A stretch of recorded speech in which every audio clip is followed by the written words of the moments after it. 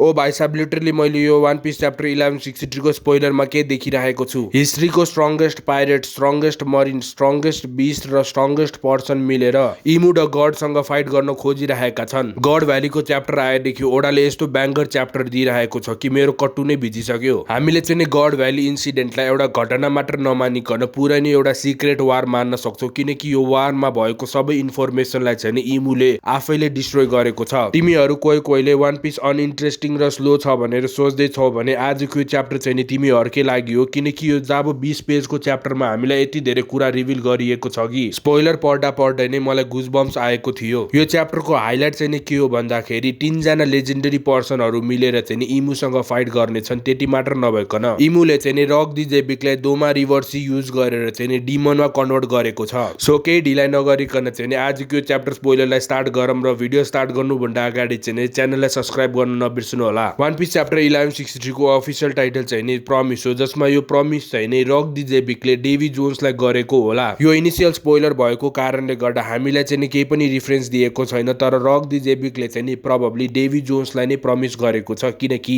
इमुले चाहिँ डेभी जोन्सको बारेमा कुरा गरेको छ। च्याप्टरको कभर पेजमा चाहिँ हामीलाई लुफी देखाउँछ, जसमा ऊ चाहिँ बादरहरूसँग मिलेर पार्कोर गर्दैछ। पार्कोर भने चाहिँ तिमीहरूलाई के हो भनेर थाहा छैन भने यो चाहिँ एउटा खम्बाहरूमा चढ्ने जस्तो एउटा एक्टिभिटी हो। ओडाले चाहिँ यहाँ मंकी भन्ने वर्ड युज गरेको छ, जसले उसको नाम मंकी डी लुफीलाई पनि रेफरेन्स गर्ने गर्छ र यसले चाहिँ हामीलाई के बुझाउँछ भन्दाखेरि लुफी बादरहरू जस्तै जिज्ञासु र चञ्चल छ। स्पोइलरको स्टार्टिङमा चाहिँ हामीलाई इमु देखाउँछ, जसमा उसले रक दी जेबिकलाई चाहिँ डेभी जोन्स भन्छ, जसको जवाफमा चाहिँ रक दी जेबिकले म डेभी जोन्स होइन भन्छ। इमुले चाहिँ रक दी जेबिकलाई डेभी जोन्स भन्नुको कारण चाहिँ अहिलेसम्म रिभिल गरिएको छैन, तर मेरो हिसाबमा चाहिँ के कारण होला भन्दाखेरि कि त उनीहरूको पर्सनालिटी सेम छ, कि त उनीहरूको फाइटिङ स्टाइल सेम छ होला। अर्को ठाउँमा चाहिँ रक दी जेबिकले एउटा कुरा गर्छ, जसमा मैले चाहिँ एउटा प्रमिस गरेको छु र मलाई चाहिँ के कुरा थाहा छ भन्दाखेरि म चाहिँ त्यो प्रमिसलाई फुलफिल गर्नेछु। सरी, मैले चाहिँ हल्का अगाडि मिस्टेक भनेछु। यो प्रमिस चाहिँ रक दी जेबिकले आफ्नो वाइफ इरिसलाई गरेको थियो। त्यो प्रमिस चाहिँ के हो भन्दाखेरि रक दी जेबिकले चाहिँ लुजियानामा गएर इरिस र ब्ल्याक बियर्डलाई भेट्ने छ,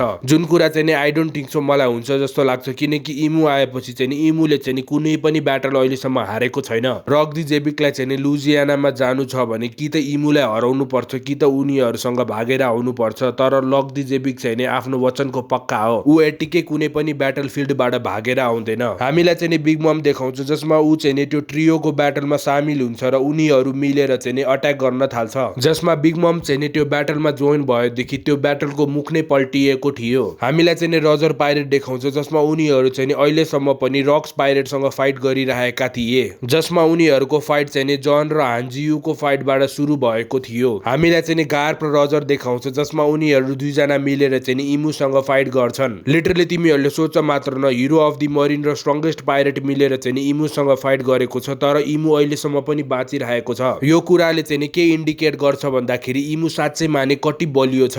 ड्याम, केटीहरू कसरी यति बलियो हुन थाले। फेरि जेबिक, काइडो, बिग मम र व्हाइट बियर्ड मिलेर पनि इमुलाई अट्याक गर्छ, तर इमुलाई चाहिँ केही पनि हुँदैन। हामीलाई चाहिँ एउटा बब्बाल डबल स्पिड पेज देखाउँछ, जसमा Rocks, Roger, Garp, Whitebeard, Kaido र बिग मम मिलेर चाहिँ इमुलाई टुगेदर अट्याक गर्छन्। त्यत्रो ठुलो अट्याक भए तापनि इमुलाई चाहिँ केही पनि हुँदैन। तिमीहरू सोच मात्र न, इमु कति पावरफुल छ। इमुले चाहिँ यो अट्याक खाने बित्तिकै छिटी नै रिकभर हुन्छ। तिमीहरू चोर नै सोच न, इमु यति पावरफुल छ कि वर्ल्डको लेजेन्डहरूसँग फाइट गरे तापनि उसलाई एउटा खरोच पनि आएको छैन। यो पालिको च्याप्टर स्पोइलरमा चाहिँ यति नै थियो र च्याप्टरको लास्टमा चाहिँ हामीलाई इमुले आफ्नो डोमा रिभर्सीको पावर युज गरेर चाहिँ रक दी जेबिकलाई डिमनमा कन्भर्ट गरिदिन्छ। उसले चाहिँ रक दी जेबिकलाई आफ्नो फ्यामिलीलाई मार भनेर पठाउँछ। यो कुरा सबै एनालाइज गर्ने हो भने चाहिँ ब्ल्याक बियर्ड, जो चाहिँ रक दी जेबिकको बच्चा हो, उसले चाहिँ इमुसँग आफ्नो बदला लिनुपर्छ, किनकि उसको फादरलाई चाहिँ इमुले डिमनमा कन्भर्ट गरेको छ। यो च्याप्टर पढिसकेपछि चाहिँ मैले इमुको ट्रु पावर के हो भनेर बुझिसकेँ, त्यसैले मलाई चाहिँ अहिले इमु भन्दा पनि लुफीको लागि चाहिँ डर लागिरहेको छ। यो च्याप्टरमा चाहिँ मलाई स्ट्रङ्गेस्ट पाइरेट, स्ट्रङ्गेस्ट मरिनहरू त के हो जस्तो लागिरहेको छ, किनकि उनीहरूले आफ्नो पावरफुल अट्याक युज गरे तापनि इमुलाई चाहिँ केही पनि भएको छैन। सो आजको च्याप्टर स्पोइलरमा चाहिँ यति नै थियो र अर्को हप्ता चाहिँ मांगामा ब्रेक रहेको छैन। तपाईलाई चाहिँ आजको च्याप्टर स्पोइलर कस्तो लाग्यो भनेर कमेन्टमा लेख्नु नबिर्सनु होला। साथै मलाई चाहिँ सजेसन दिनु छ भने पनि कमेन्टमा लेख्नु होला। यस्तै एनिमे र मांगाको रिभ्यू तपाईले नेपालीमा हेर्नु छ भने मेरो च्यानललाई सब्स्क्राइब, भिडियोलाई लाइक गर्न नबिर्सनु होला। धन्यवाद।